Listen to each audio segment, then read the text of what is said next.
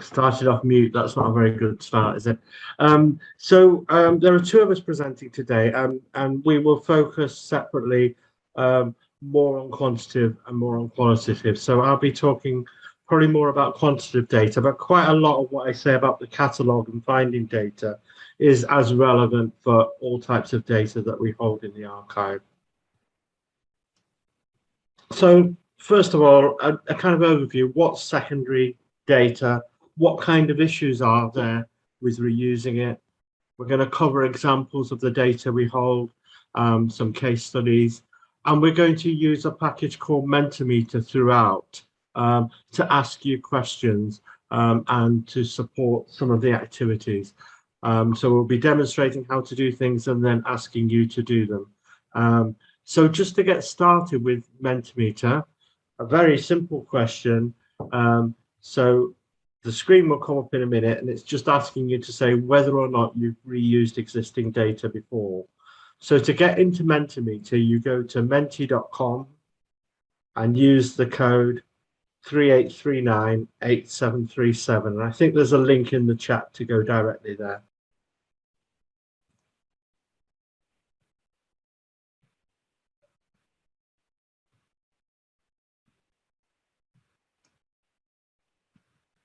The code is on the top of the screen. Well, it's 38398737.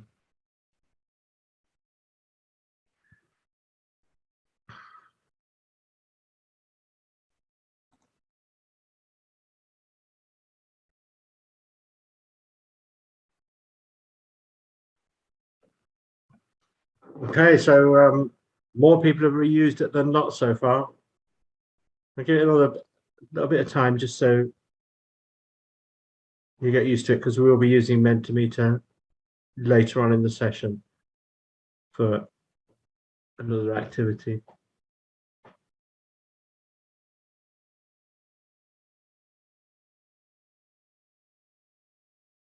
Okay, last few seconds.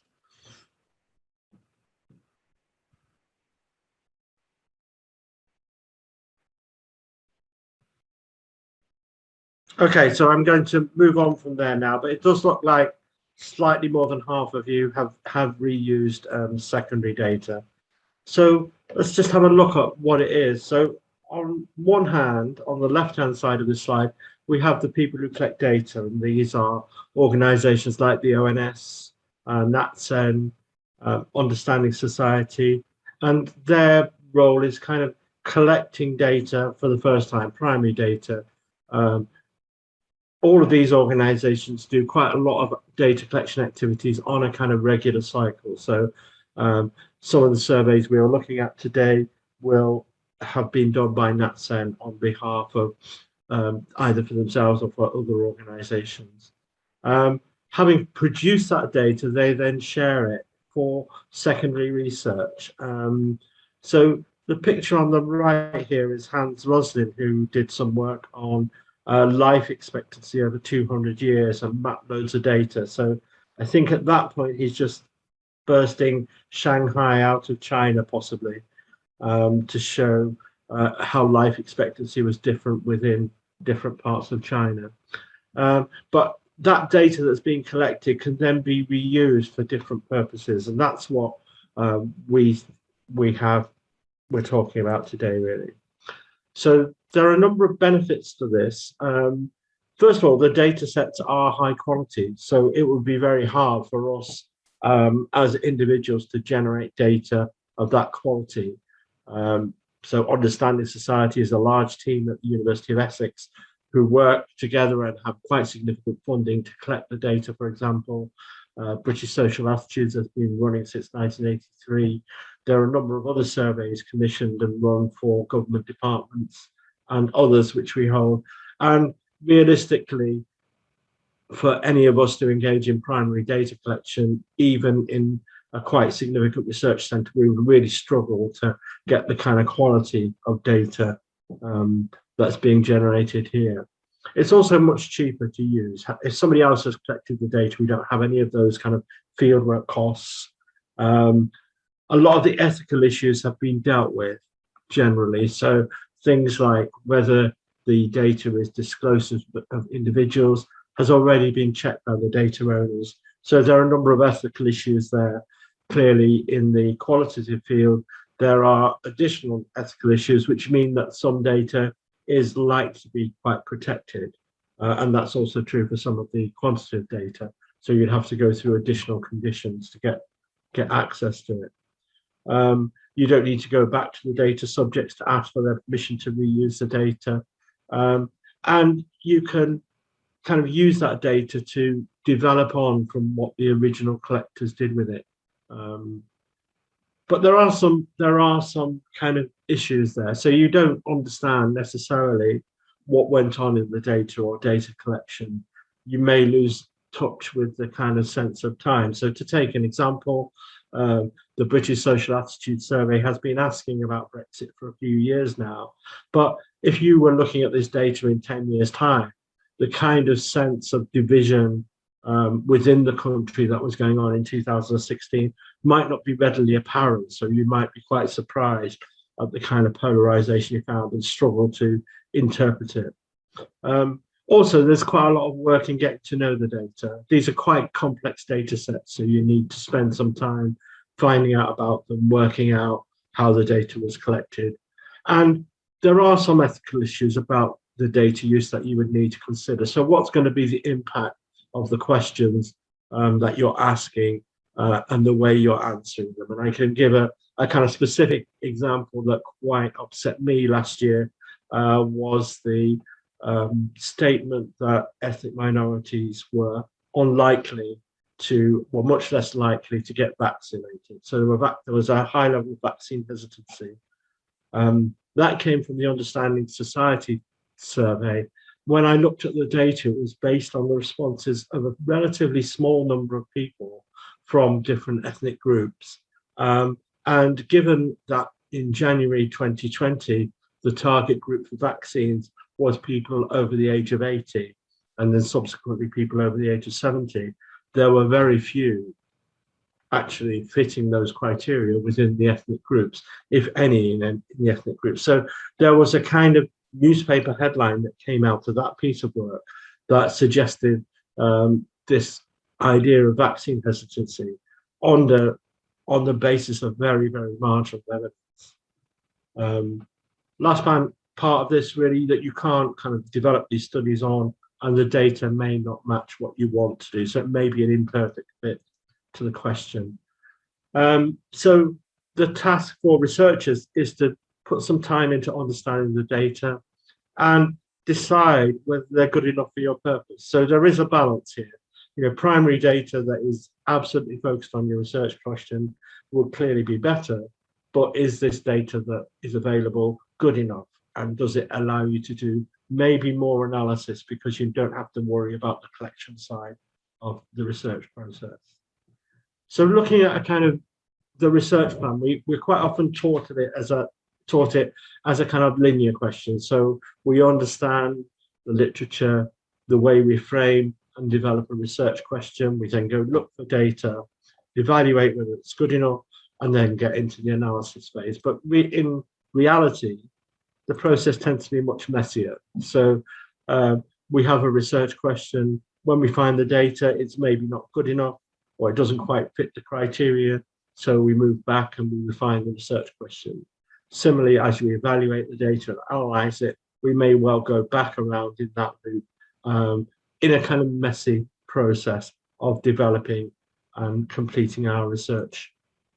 So what I'm going to do here is just briefly give you a demonstration of the catalogue, and then there is an activity that will be pasted into the chat for you to do.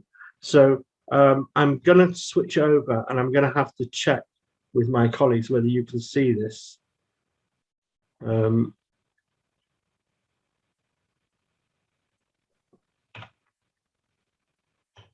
So can you see that screen, or do I need to stop and start again? No, we can see it. Okay, that's fine. So this is the front page for the UK Data Service. The box here lets us search in the data catalogue. We also have some kind of here, so you can browse data by theme or type. For those who are newer to this, there's quite a lot of information in the Learning Hub. So there's information there if you're new to using data, different types of data that we hold, so survey data, international data, qualitative data, census data, etc. So if I was just looking for data for myself, sorry, let me go back to the start.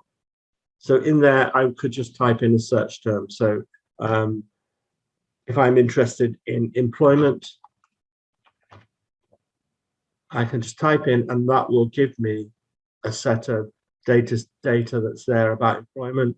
There's quite a lot of results. If I'm interested in more recent things, I can refine the date. So I'm looking at the last couple of years. And what I can see now is some specific collections that have been deposited together with some of our core data.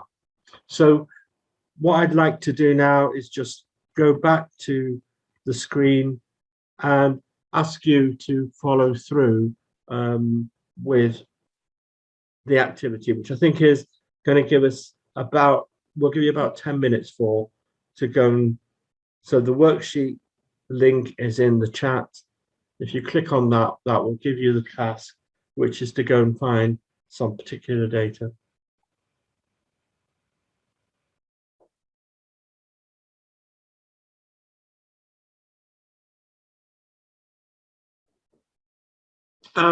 Christopher's asked if you need to log on or register.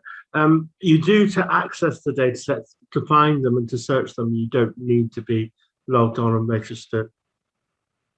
And Erin's asked about access.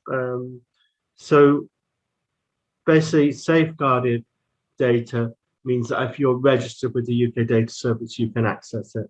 Some safeguarded data may say there are additional requirements, in which case the kind of person who owns the data will have specified those and you would need to answer any additional questions. But the majority of safeguarded data is available to you on an end user license, which means you can, as long as you're registered with UK Data Service, you can access it. Okay, Sally's asked if you can use data if you're outside the UK. You can. There is a slightly different process of registration if you're outside the UK. In fact, if you're outside a university kind of environment. So if you've got a .ac.uk address, it's very straightforward to register. With other email addresses, there is a further process to go through, but it is a matter of completing a form and being approved. The kind of main constraint on using the data is using it for commercial use, in which case, if you're doing that, you need to pay. So from charitable organizations, etc., it's kind of fairly straightforward. From academic places or charitable organizations outside the UK, it's fairly straightforward, but does require a couple of additional steps. So just to reiterate, if you're from a UK higher education institution, the registration is straightforward. Yeah, okay, that's fine. I think we just about had time. So were there any questions about the activity itself?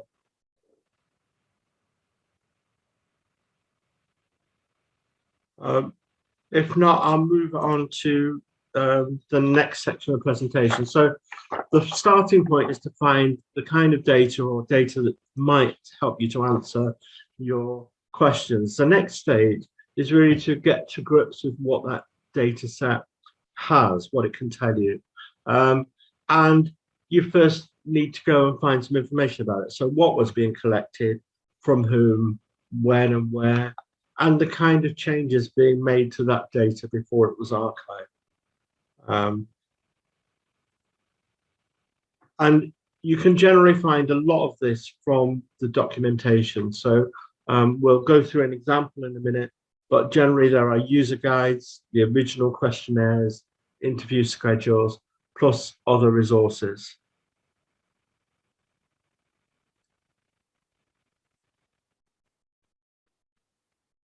I think if Duncan, we're maybe a bit ahead on the quantitative data because Maureen will be covering that specifically later on. So if that question still stands later, then come back with it. But there are particular ways to find qualitative data which she'll be covering. At the moment, I'm kind of sticking with the general. So here we go. What data is available, and what I'm going to show you is looking at the documentation. And the documentation I'm going to look at is for the health survey for England. So can you see that screen?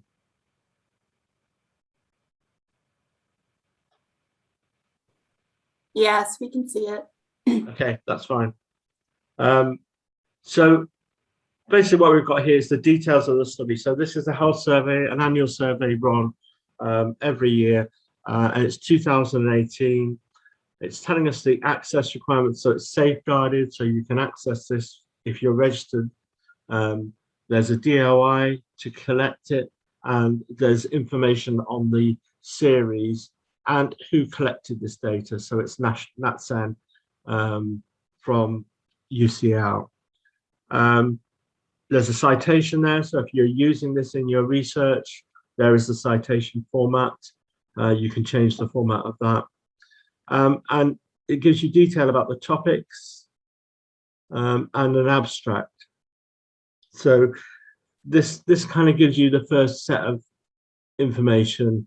You can also look at the coverage of methodology. So the fieldwork was done between January 2018, March 2019, based on government office regions, observation units of individuals, and the number of cases, number of units there. The design measures, so it's a repeated cross-sectional study, and the kinds of data that was being collected. And also the kind of edition history. So if it's being revised, it has recently been revised, presumably to adjust some of the information. So that's the kind of summary of that. And then within the documentation, I'm not going to go through these, but you've got the documentation for the data set, the interviewer and nurse documentation, some supporting information, the user guide. I would generally advise you to kind of start with the user guide. If you're looking for particular variables, then there's generally a data dictionary as well. And sometimes you will find resources attached to them depending on who's been working with it. But here are some studies that people have done and documents just to help you out. Other related materials, so the different types of, there's a longitudinal data set there, special license. Publications, reports linked to it, related studies, and so on. So there's kind of quite a wealth of information. Once you've gone through that process and you decide this is the one you want to use, then you would simply click Access Data.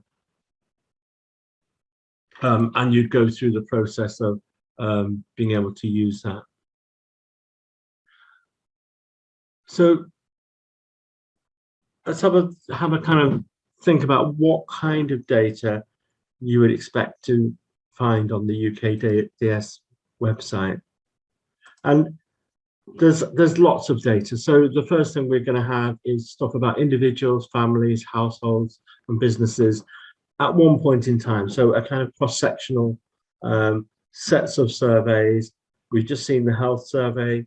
We'll be looking at the crime survey in a bit. There's a housing survey.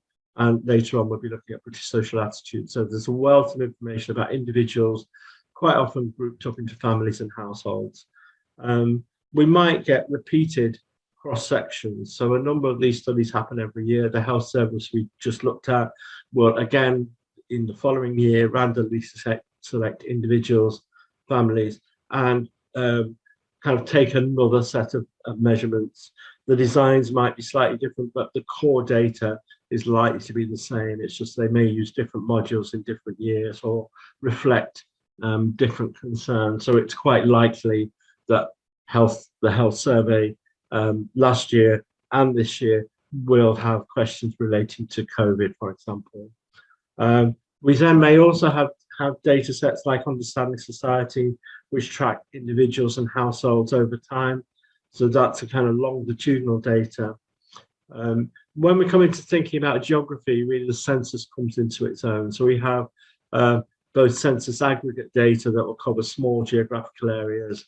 So those are census tables, and also flow data, so data around traveling to work, commuting, and migration. And finally, we might have kind of stuff comparing countries over time. So international time series using data sets like the World Bank and the Uppsala conflict data set.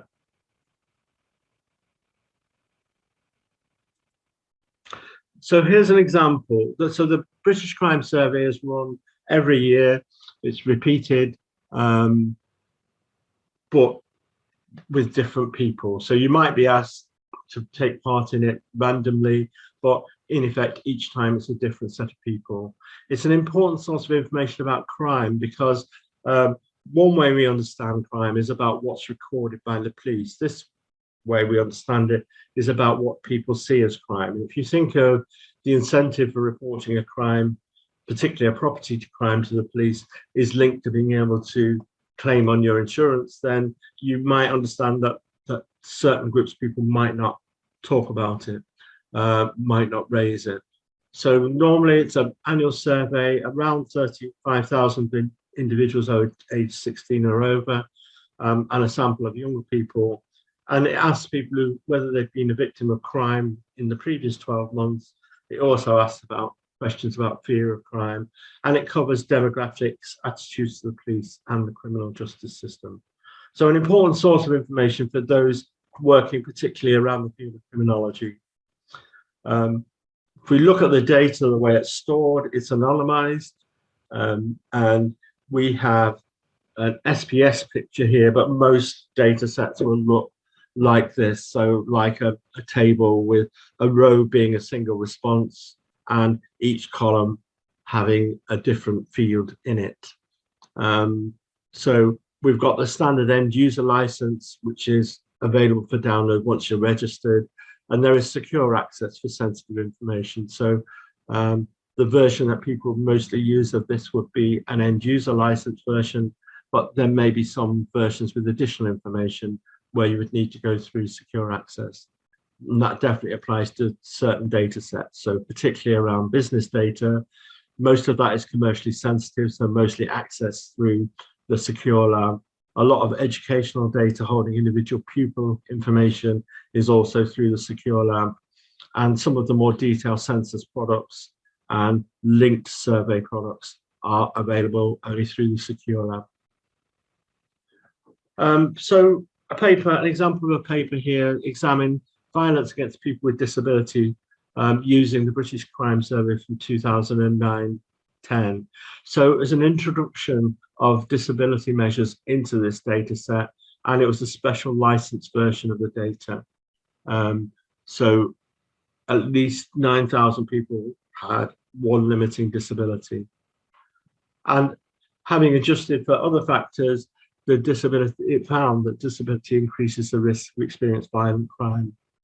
And the level of victimization was highest amongst those with mental health problems. A national estimate that 116,000 victims of violence attributable to disability.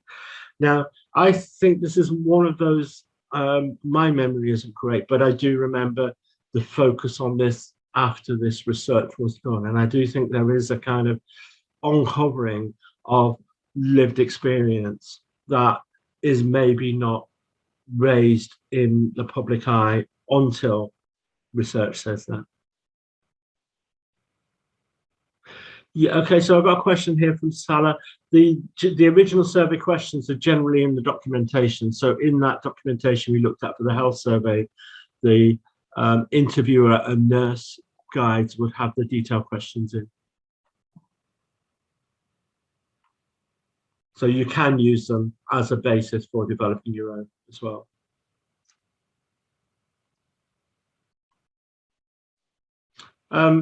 So another thing to think about is about sampling. So surveys are based on sampling, and is the sample representative? who's included, what are the issues with response rate and bias, and does it need to be weighted? Now, most of our national surveys are already weighted, but I think the example I gave you about the COVID survey and the use of vaccine hesitancy amongst quite small groups of eligible ethnic groups does raise a question about whether you can make those kind of claims for small population groups particularly. And I think that's something about the design. So you will find some surveys will design booster samples to overcome that.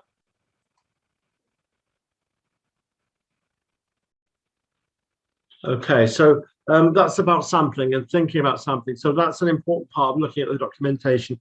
For example, if you're looking at inequality between groups, you need to make sure that you've got enough data to make claims about the subpopulations that you are interested in.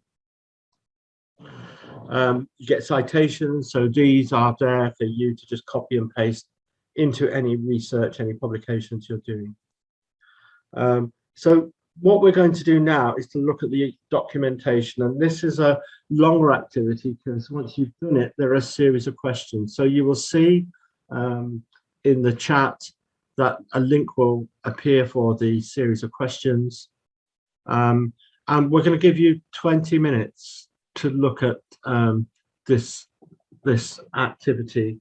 So the link has just got in. There are a series of questions. You're looking at the British Social Attitudes survey for 2019. So if you can answer those questions, make a note of them because we will have a quiz afterwards. No prizes, but the satisfaction of getting an answer right is always good. So you've got till 5 to 11. If you want to take the opportunity to grab a drink or have a comfort break as well at the same time, then please do. And I'll be back at 5 to 11.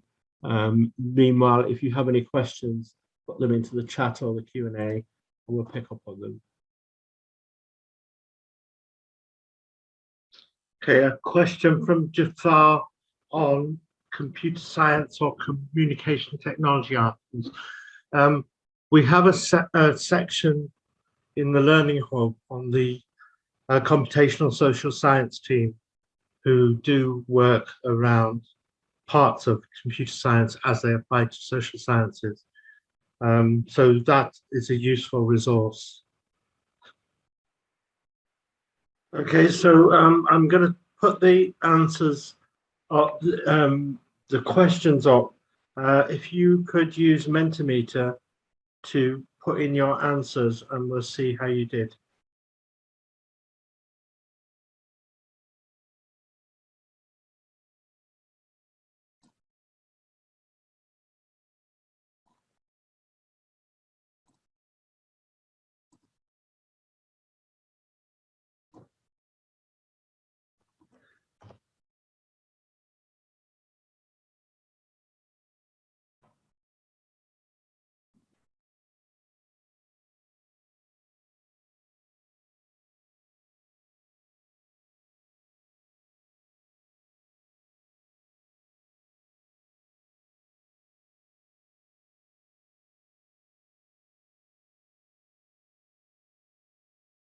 Okay, so a lot of you got political party identification, which was correct, also covered Brexit and didn't cover crime. So move on to the next question.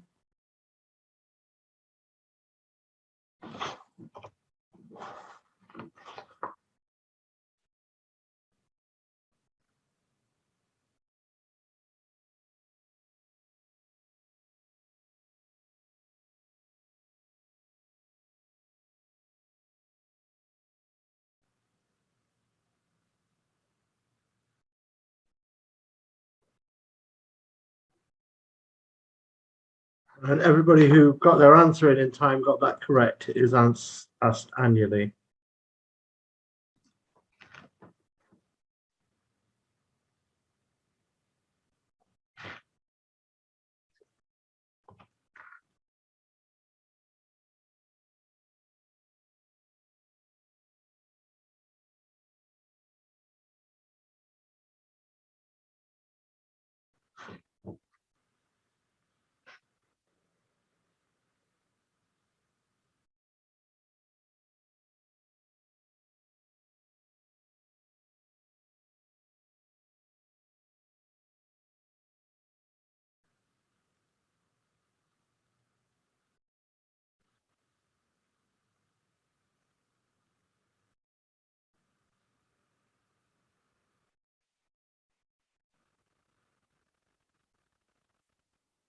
Okay, so the correct answer was 3224. That was in the first part of the details of the survey, so the number of units. The next two, you're unlikely to match because it was a text answer, but we'll just put them up.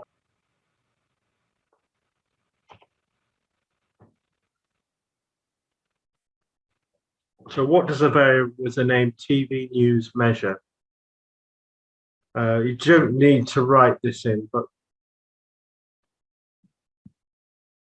we'll just have a look at what the answer was, which I copied and pasted from the documentation.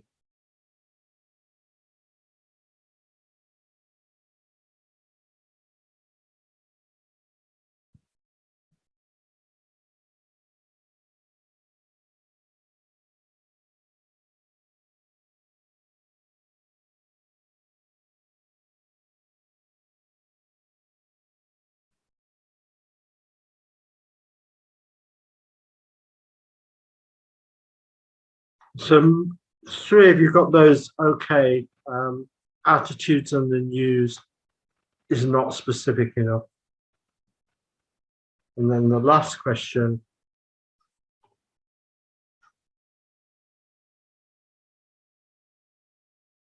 What were the fieldwork dates for the study?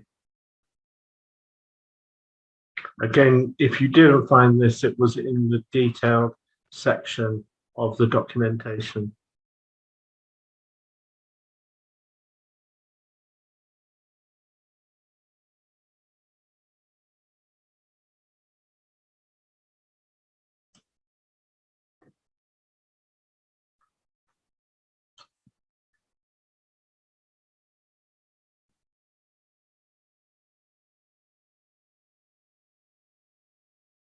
And the correct answer was July to November 2019, which a few of you got. Okay, so I'm going to now hand over to Maureen to start talking about qualitative data and the specific details around that.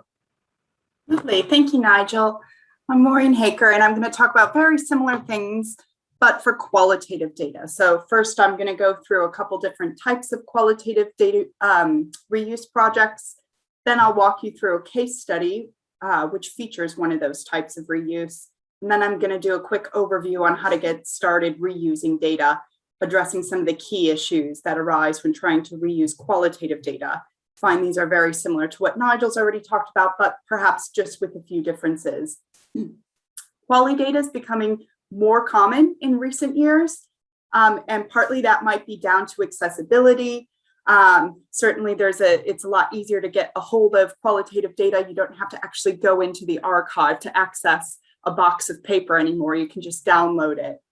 So we are seeing a lot more reuse in recent years. And there's many ways that you can reuse qualitative data. So you can quite simply give a description or an understanding of a particular social and historical point in time. And why this is useful is because you can see more of the data than just what the publications would reveal. You might not be able to see all of the data depending on what's available in the archive, but you can certainly see more of the data than what was originally published. And this means that you won't be limited to just what researchers thought was salient for their research questions and topics. You can actually explore and interrogate that data further and see what might be of interest to answer your questions. Another way to reuse the data is to consider analyzing the methods used and look at what lessons might be gleaned about the most effective ways of, for example, sampling or data collection methods, or even something very specific like developing a topic guide. One thing that's been especially valuable is to look at how an interview was laid out before the interview was conducted. So that is what questions interviewers thought they were going to ask, and then look at what was actually talked about in the interviews. And there could be many reasons why certain questions are or are not asked in interviews. Some interview schedules are designed to be more flexible, and sometimes tangents come up and you just want to interrogate that further. In any case, it's a really important researcher skill to have that intuition to know what to do in an interview. And you can't really see that unless you start comparing interview schedules to the actual interview transcripts. So you can do those sorts of projects for methodological advancement. Another reuse type is called reanalysis. And this looks at the wider range of approaches that you can take in the analysis of a data set. And it usually means asking some kind of different question from what the original researchers were trying to do. So for example, Clive Seal and Charteris Black did a study using comparative keyword analysis of illness narratives. So the original illness narratives had been looked at exclusively for health research. When Seal and Charteris Black came along to do the comparative keyword analysis, they were much more interested in the discussions between patients and doctors rather than the actual health issues that came up in the interviews. So the question can be very different in that kind of way. Or sometimes the question can be on a similar topic to the original research, but have a slightly different focus. So for example, Joanna Bornat looked at gerontology as a topic, and she found two different data sets looking specifically at this topic.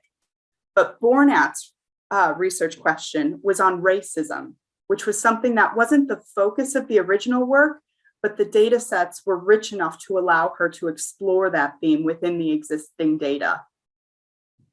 And the final type of reuse, which I'll exemplify through a case study, is called a restudy. And this is where you replicate the methods of a study for purposes of comparison.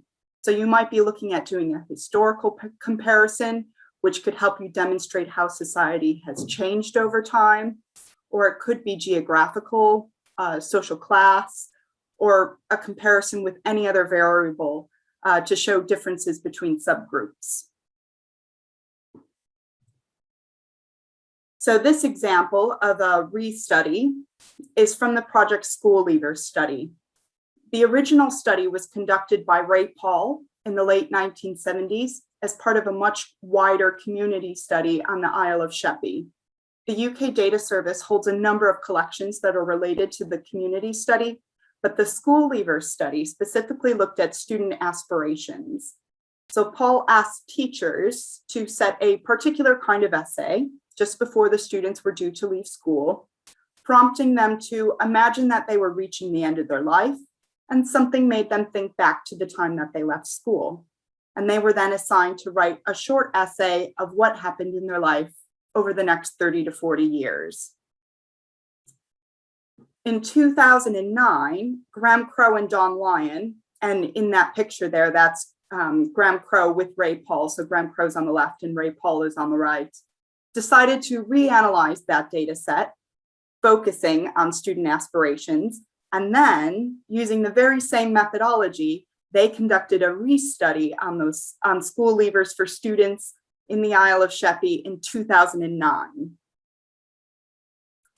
And the prompt that was supplied to students in 2009, to 2010 is when the fieldwork was conducted, was nearly the same. So imagine you're at the end of your life and reflect back on what you've done since leaving school. And they then transcribed those essays and compared the themes from the new set of essays to the set of essays that were collected by Ray Paul. And you can see the wording of the prompt and a small snippet of what one of those essays looked like there. There was a challenge to doing a restudy of this very specific study. So when Ray Paul collected the data initially, he sort of stumbled into finding teachers were doing that kind of essay and was able to kind of turn it into some data collection. And those teachers were then able to share the essays with him. But he didn't have absolute control over how the prompt was supplied to students, how it was presented, how it was collected from students, and so on. This is something that Graham Crowe kind of addresses in some of his write-ups afterward. And the originals of those 1970s essays show markup from the teacher. So, those essays were also graded. So when Graham Crowe did the restudy, they weren't done for a marked grade. And the research team had a lot more control over the essay prompt and presenting it to students. So if you kind of want to look at some of those methodological differences, it is a point that's addressed in publications. But it does come to the conclusion that actually the overall picture that's painted by the essays as a collective still offers a valuable comparison. And the findings showed a shift in aspirations, as you might imagine. So if we have a look at the two sets of essays, slightly different gender divide, but similar amount of data received. Both data sets then covered the general themes of health, education, career and family, and leisure, but they covered them in very different ways. So how exactly were they different? Well, in 1978, students expected much more grounded, arguably mundane sorts of jobs. Career progression was gradual and it followed on from very hard work. And sometimes there was talk of periods of unemployment or even death. And you can see a few of those examples in the left column of the quotations from those essays, like the one on the bottom. I longed for something exciting and challenging, but yet again, I had to settle for second best. I began working in a large clothes factory. The essays that were collected later, however, showed students imagining well-paid and instantaneous jobs that were filled with choice, but also with some uncertainty. Crow and his research team also noticed a clear influence of celebrity culture in those essays. So for example, you have the quote at the bottom of the girl who writes, "In my future, I want to become either a dance teacher, a hairdresser, or a professional show jumper horse rider. If I do become a dancer, my dream would be to dance for Beyonce or someone really famous." The impact of this study stands beyond, these interesting changes that they've noticed in young people's aspirations. The study was part of a much bigger community project on the past, present, and the future of the Isle of Sheppey. So the goal was to engage the community alongside that research and find innovative ways of including participants in the research outputs. So as part of this initiative, they published the Living and Working on Sheppey website, which has videos and artwork that was produced by the residents of the Isle of Sheppey, as well as ways for those who participated in the research, whether it was in the 1970s or currently, kind of stay in touch with each other and read about the history of their community. And they helped to create that shared history, that shared memory of what living on the Isle of Sheppey means among that community. So hopefully you are now thinking about different types of projects you might do with qualitative data, but how might you go about finding qualitative data? In terms of searching for data, qualitative data poses a bit of a challenge. So interview transcripts, essays, other types of qualitative data often hold far more information than just what the abstract might say on the catalog page. So it's not as simple as, looking for specific variables as such. You might be missing out on a range of collections that could potentially touch on topics you're interested in, simply because nobody has the time to sit down and read all of the data for every collection. So we've developed a tool at the UK Data Service to help with this, and it's called QualiBank. And like the data catalog, you simply type a keyword, but instead of searching through abstracts and catalog pages, like the data catalog does, QualiBank actually searches through the data itself.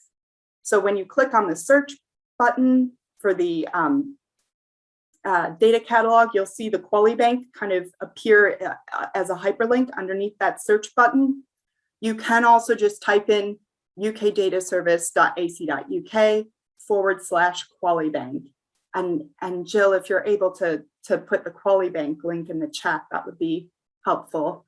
So with this tool, you might be able to identify relevant interviews that might be spread across different collections, or find a collection where you didn't think that theme might come up, but actually it has.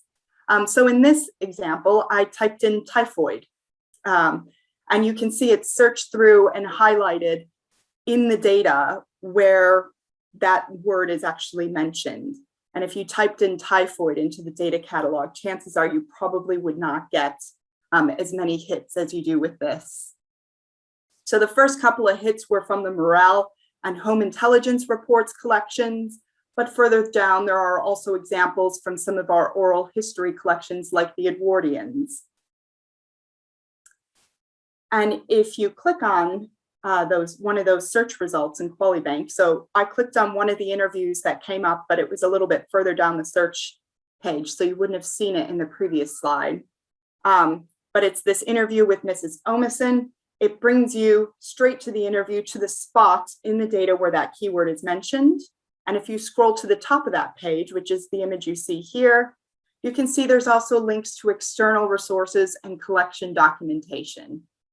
So if you were to click on those external resources or the collection documentation, it would bring you to the bottom of the page, which would include things like audio extracts of the transcripts, if that's available. There might be images that are related to that interview. Sometimes there's some web resources as well. Finally, one last feature of QualiBank.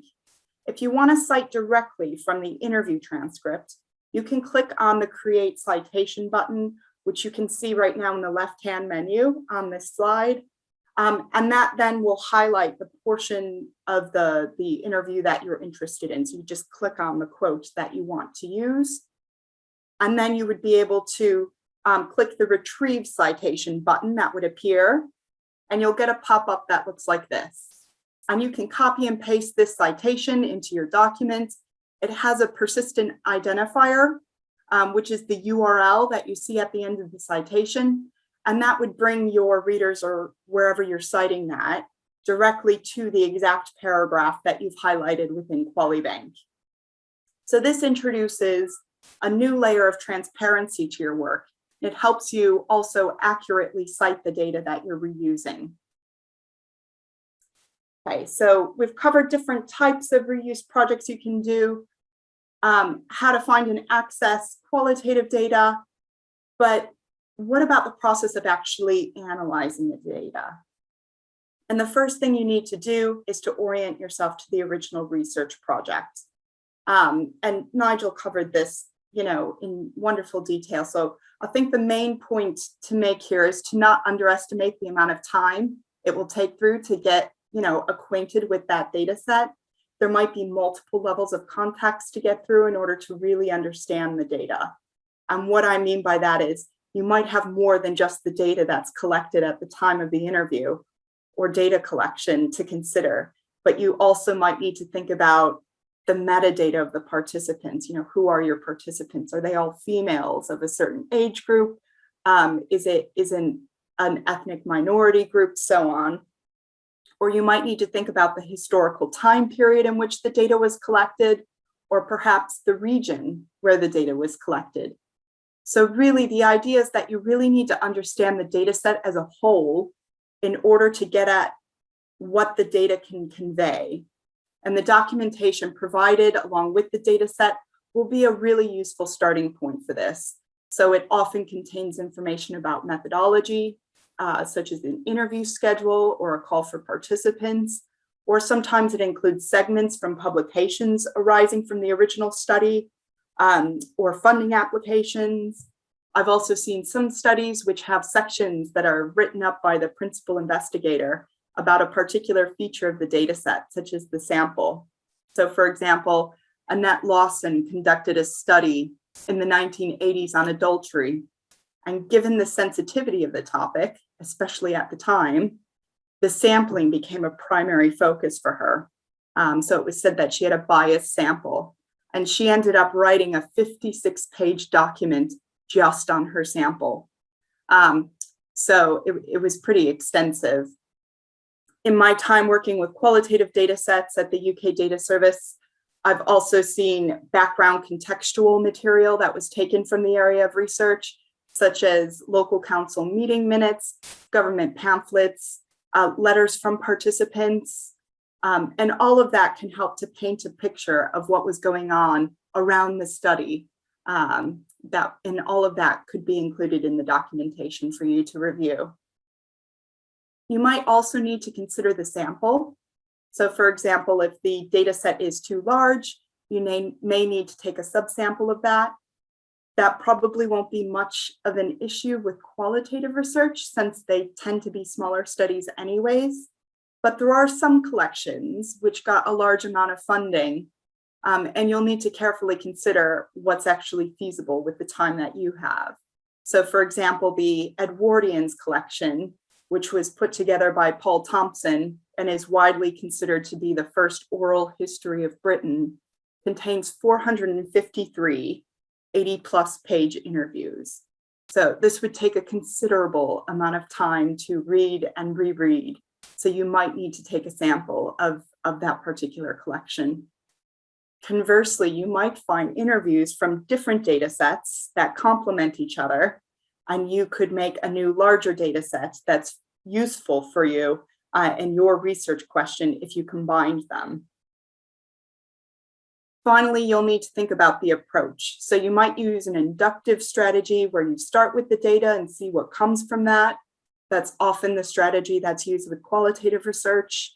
Or you might be using a deductive strategy where you have a firmer idea of what you're looking for within the data, and you're kind of searching through the data to see if it supports that theory. Both are equally valid, but you just need to consider what kind of approach you're going to take before you get started. So this was a very brief overview of the couple of issues that arise when you're getting started with qualitative data reuse. If you're looking for more in-depth guidance or discussion on those issues, there's a few different sources I would highly recommend. So the first and foremost is the SAGE Handbook of Qualitative Secondary Analysis, which just came out this past year. It's edited by Karen Hughes and Anna Tarrant, and it's a comprehensive guide to the issues around recontextualization and sampling. There's also a short single chapter out of Silverman's most recent edition of Qualitative Research. Libby Bishop wrote that chapter specifically on reusing qualitative data, and it's filled with further examples of reuse and addresses those key issues in a little bit more detail. If you have access to that book through your library, I'd highly recommend starting with that chapter. It's a really good introductory chapter to reusing qualitative data. There's also a TIMESCAPES method series, which is available online for free. They're short, they're just a few pages each, but the one that's shown there, the number 19 guide from Sarah Irwin and Mandy Winterton, is another great guide to help you get started.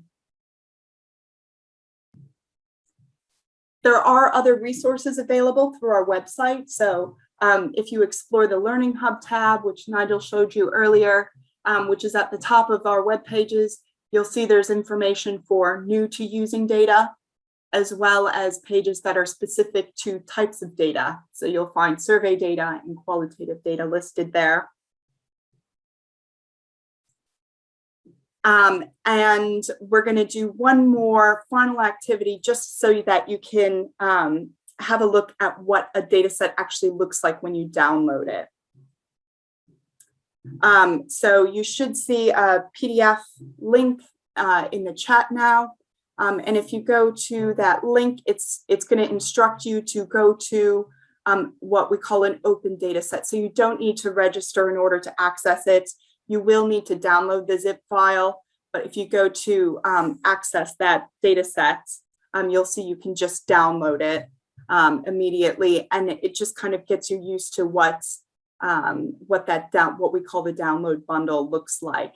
So you'll see there's a couple different folders, and the instructions on the worksheet ask you to start exploring in some of those folders. So I'll leave you for a few minutes to get started with that, but if you have questions as you go along, please let us know.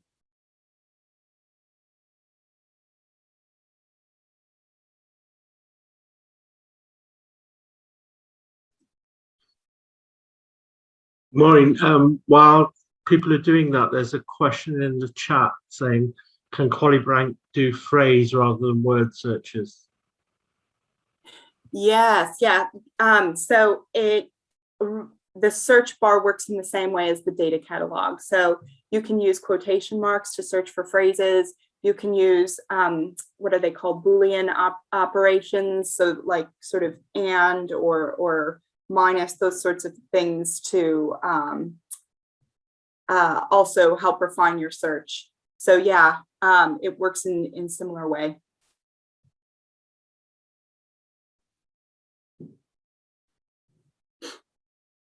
I'll give it just another couple of minutes with the activity and we'll wrap up here. So there's just been a question come up. Is there a way to search Stan Cohen in the files I've downloaded? So this is kind of trying to link up how you can use some of the documentation to help you identify which file it is. So if you go to what's called the U list, the user list, it's like an at a glance view of all of the data, and you'd be able to find Stan Cohen's listing there. You'd be able to find which interview he's in, and then you'd be able to go to the RTF. But you can't search in the folders as such for his name, because it'll all have an ID. It's all part of the kind of confidentiality, is to give everybody an ID. Because this is an open collection, and there wasn't much use in trying to de-identify Stan Cohen's interview. So it does have his name listed, but all of them will have participant IDs usually that correspond to the RTF folder. And there's another question: how do I register for an account if I don't presently have a UK educational institution as my place of work? So if you're, just to make sure we're all covered here. So if you're a student or staff at an educational institution within the UK, if you've got an ID that you use as a student, that should work as well. But if you're outside higher education within the UK, you can still use the UK data service. You would just need to go through an extra step where you apply to us directly for a username and ID, and we would just have to do a few checks, make sure that you're not going to use the data for commercial purposes, and then you would be able to use it. If you are a postdoctoral researcher currently not affiliated to an institution, yeah. If you do have any kind of HE username ID, that's what you would use. But if you don't, you just need to apply to us directly. Slides and recording will be made available after this is over. So if you go to our events page and you click on this event, you will see the recording and the slides available there. The recording also gets put up on YouTube, so you can check YouTube. So you can follow us on Twitter and keep up with all of the new resources that we put up and the events that are upcoming. So you can find us there, or you can just check out our web pages. We have an events page that can keep you updated on what we're offering. And I think, yeah, we are at time now. So we are done for the day now. If there are any other questions, please let us know. Hopefully you were able to at least have a look at the download bundle. You should have found that there's a folder called MR Doc, which is where all the documentation is, and then a folder called RTF, which is where the qualitative data files are held. In a quantitative data set, it would be called SPSS, would be the name of that.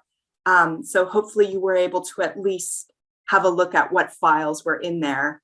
But if you do have any questions, do let us know. And I think we've got one more slide with our details if you want to contact us about any questions you have about this presentation. So thank you all for coming. And we hope that you come to some of our future events. Yes, thank you very much.